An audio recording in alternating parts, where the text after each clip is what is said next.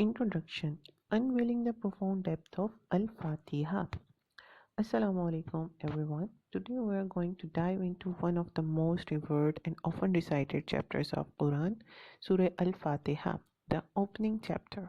It is a surah that we recite at the start of every unit of our prayer, yet how often we pause to reflect on its deep and hidden meanings. This is a very big question.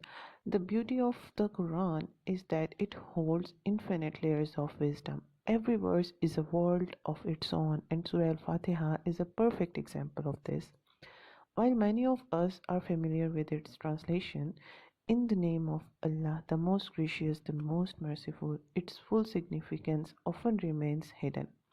Today we'll explore these deeper layers of meanings, uncovering not just the literal words, but the profound spiritual guidance it offers. So, what is the essence of gratitude and praise?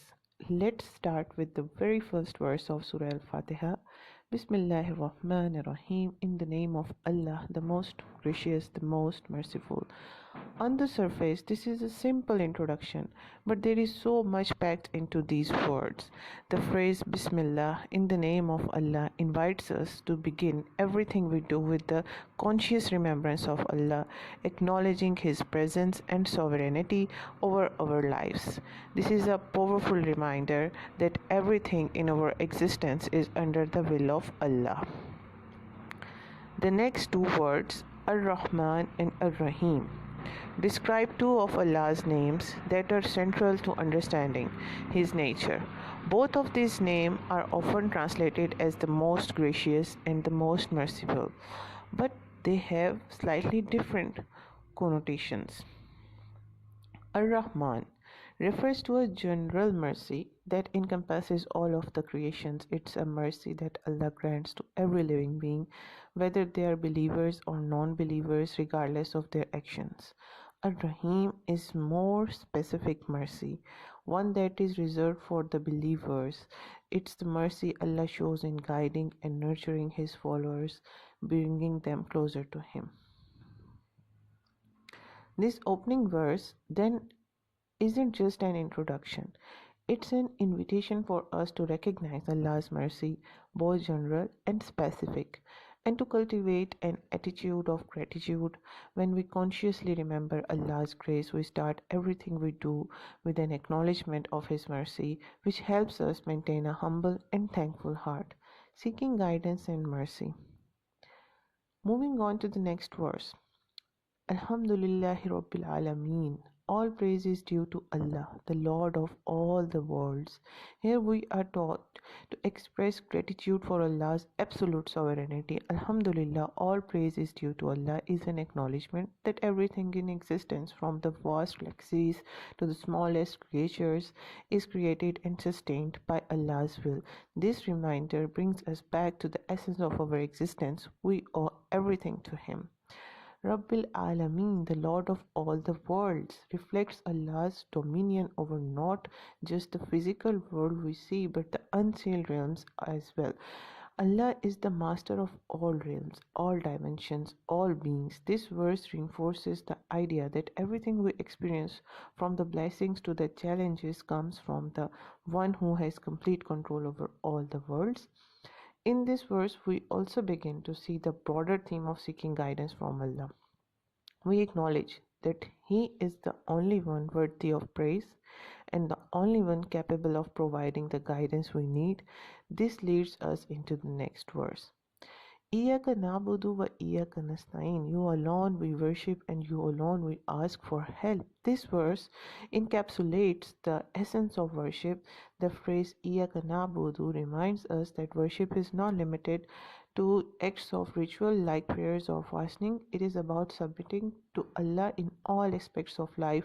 Our worship is a declaration that we turn to Allah for everything: guidance, strength, patience, and protection. Iyaka nasta'in, you alone we ask for help, emphasizes our reliance on Allah. We turn to Him for assistance because, in truth, no one else can provide the help we need in our lives. It is a plea for guidance in every aspect of our existence. This call for help and reliance on Allah reflects the deeper reality that true peace comes from recognizing that we are not in control. We must seek Allah's guidance and mercy in every moment. The path of the straight. Now we come to the pivotal verse of Surah Al-Fatiha, Ihdina Sirat al-Mustaqim, guide us to the straight path. This request is not just one-time prayer, it's a continual plea that we offer multiple times each day. As we recite Surah Al-Fatiha in every unit of prayer, Siratul Mustaqim, the straight path, is not just a physical road. It represents the path of righteousness, the that leads to Allah.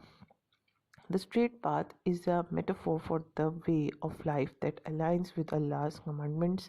It's the path of justice, kindness, humility, and integrity. It's the path that leads to a fulfilling, purposeful life. But as we all know, life is full of distractions and temptations that can pull us away from this path. So, in reciting this verse, we are asking Allah to guide us consistently, reminding us to stay focused on Him amidst the chaos of the world. The straight path is not always easy to walk. It requires constant effort, knowledge, and reflections. We need to be vigilant about staying true to our values and turning to Allah whenever we veer for track. The path of those who have earned Allah's favor. In the following verse, صراط الذين أنعمت عليهم غير المغضوب عليهم ولا الضالين, the path of those upon whom you have bestowed your favor, not of those who have incurred your wrath, or nor of those who are astray. This verse clarifies what the straight path is not. It warns against the path of those who have deviated either through ignorance or willful disobedience. The term Maghdubi alayhim refers to those who have incurred Allah's anger due to their actions, and Dhalin refers to those who are lost in misguidance, perhaps out of ignorance or misguided choices. This verse serves as a reminder that the straight path is not a passive journey, it's an active pursuit of righteousness, seeking Allah's favor and avoiding the pitfalls of arrogance, heedlessness, and rebellion. Let's move towards the conclusion, a foundation for spiritual growth. To conclude, Surah Al-Fatiha is much more than a prayer we recite daily. It is a reminder of our dependence on Allah, a guide for how we should live our lives, and a continual request for His guidance and mercy. It teaches us to be humble in our acknowledgement of Allah's sovereignty, grateful for His endless mercy, and vigilant in our pursuit of the straight path. When we reflect deeply on the verses of Surah Al-Fatiha, we realize it encapsulated the essence of spiritual growth. It teaches us how to align our hearts with Allah's will, how to seek His guidance in every moment, and how to avoid the distractions that can lead us astray. So I encourage you to reflect on Surah Al-Fatiha in our daily prayers, not just as a recitation, but as a call to cultivate a deeper connection with Allah Ta'ala. Let it remind you of your purpose, your dependence, and your constant need for His mercy, right?